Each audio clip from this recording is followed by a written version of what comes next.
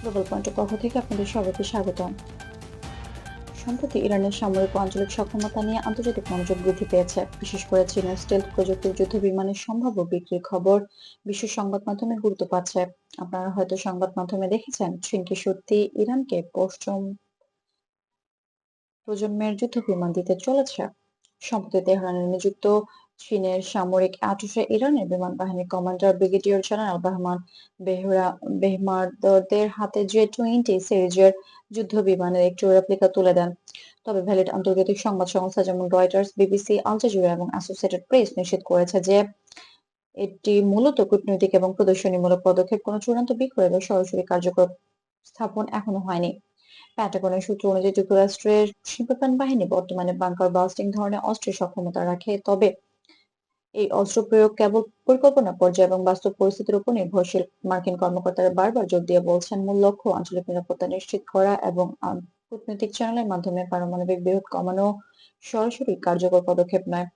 আন্তর্জাতিক সম্প্রদায় ঘনিষ্ঠভাবে পরিস্থিতি পর্যবেক্ষণ করেছে, বিশেষ করে গালফ অঞ্চলের দেশসমূহ এবং ইউরোপীয় মিত্ররা নিশ্চিত হতে চায় যে বাণিজ্যিক জলপথ এবং আন্তর্জাতিক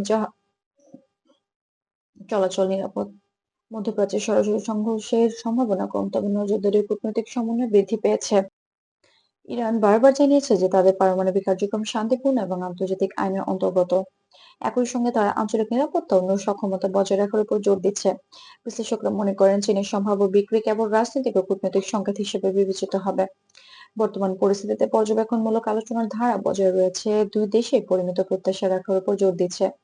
আলোচনার মূল লক্ষ্য হলো ইরানের পারমাণবিক কার্যক্রমের নিরাপদ পর্যবেক্ষণ, আন্তর্জাতিক তদারকি নিশ্চিত করা, আঞ্চলিক নিরাপত্তা ও স্থিতিশীলতা বজায় রাখা।